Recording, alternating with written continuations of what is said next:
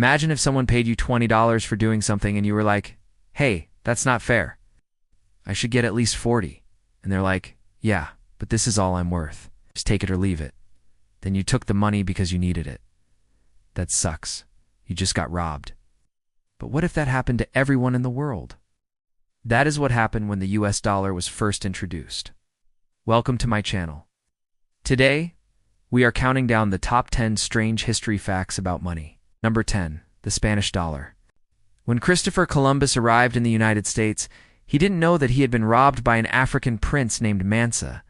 Mansa had made his fortune by controlling the trade routes into gold mines in West Africa. By the time Columbus reached the United States, the Middle East had already been using paper money for over 100 years. However, because Europe was so far behind, they didn't even know how to write yet, so they couldn't make their own paper money. They were still using gold and silver coins, which weighed every single time they traded. This was very inconvenient. So the Spanish decided to use the Arabic word for gold coin, which was al-dinar, which translates to dollar in English. It was long before other European countries caught on to the idea and started minting their own gold coins to use as currency. 9. Barter. Before we had money, we used something called barter. Instead of using dollars and cents, people would use things like wheat, livestock, and beads. If you wanted a cow from your neighbor, you would go to them with 7 chickens and exchange them for 1 cow. The problem with this system is that you always have to find someone who wants what you have, and you have what they want. Sometimes you can't agree on the value of something either. How many chickens is a cow worth? For example, if I wanted a car, I could offer someone $20,000, but I wouldn't be able to offer them 5 brand new cars. It would have to be more complicated than that. 8. The first paper money. The first paper money was used in China around 800 AD. It was created during the Tang Dynasty. At this time, merchants were trading expensive goods, and it became too hard to carry all the gold and silver around. They also didn't want to trade using items that could easily be damaged in transit, such as porcelain, so they started using pieces of paper instead.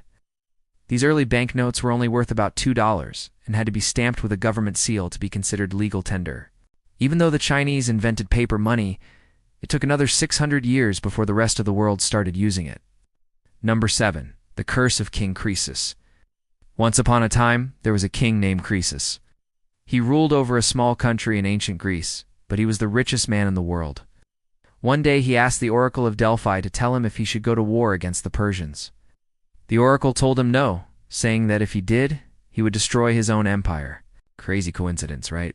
Well, actually, the Oracle was right. Croesus ignored her warning and attacked the Persians. His army was defeated and his empire was destroyed. Because of this, paper money was outlawed in many places for hundreds of years. People believed that paper money brought bad luck and poverty.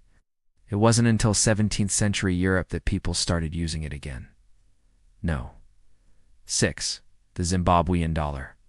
In 2008, Zimbabwe experienced the highest inflation in the world. Their currency was so devalued that they had to carry around wheelbarrows of cash for basic goods and services. At the time, 100 trillion Zimbabwe dollars was only worth about $1 US. So imagine trying to hand someone $100 trillion without an actual wheelbarrow. This situation got so out of hand that they had to print $100 trillion bills. What's even crazier is that inflation has continued to rise since then. In 2015, they had to start using $100 quadrillion bills. That's a lot of money. 5. The Lost Colony of Roanoke. Back in the 16th century, Queen Elizabeth I commissioned a ship to sail to North America and find gold. She gave the captain of the ship £1,000 to pay his crew. The captain found some gold, but he didn't have enough room on his ship to bring it back to England.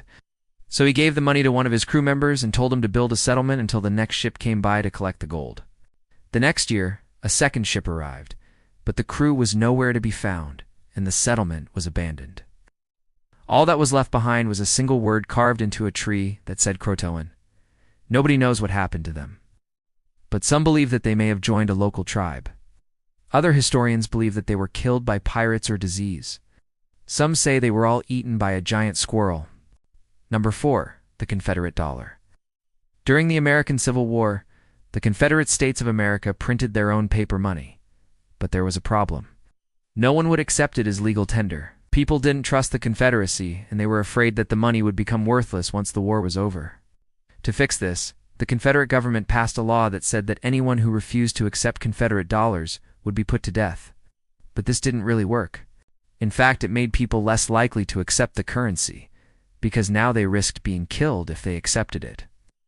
It wasn't until much later that the U.S. government started redeeming the old bills for their face value. No. 3. Private prisons. In the past, prisoners were locked up in horrible conditions and forced to do hard labor. Eventually, some wealthy businessmen realized that they could make money off of this, so they started opening their own private prisons, where they would lock up criminals for a fee. The government agreed to this arrangement, and soon thousands of people were being held in these private facilities. The problem was that prison owners started cutting corners to save money. They would force prisoners to sleep while standing, didn't give them enough food, and didn't allow them to use the bathroom. So the government stepped in and shut down most of the private prisons. Today, only 8% of U.S. inmates are held in private prisons. No. 2. The Austrian crisis. In 1914, the Austrian Empire was in big trouble. They were losing territory and power, and their economy was crashing. People were panicking and rushing to banks to pull out their money, but the banks didn't have enough cash on hand to go around. So they started printing emergency money to give out to customers. Soon, this money started to pile up, and people started hoarding it because they didn't trust the banks anymore. This led to hyperinflation. Prices skyrocketed, and people needed to carry around wheelbarrows of cash for basic goods and services. It got so bad that they had to glue money together to make it easier to carry. This crisis eventually spread to other European countries and caused the entire continent to collapse financially. Number 1. The secret gold. The last time the United States was in a financial crisis, President Franklin D. Roosevelt signed an executive order that allowed the government to take gold items from citizens at fair market value.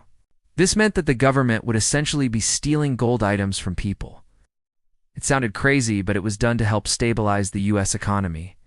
At the time, people were holding on to massive amounts of gold coins and jewelry, which was making it harder for the government to control the supply of gold. By taking people's gold items, the government could add more gold to the economy and hopefully stabilize prices. Although it was controversial at the time, today it is considered to be one of the most important steps that the government took to help the country recover from the Great Depression. That's all for today. Thanks for watching, and see you next time.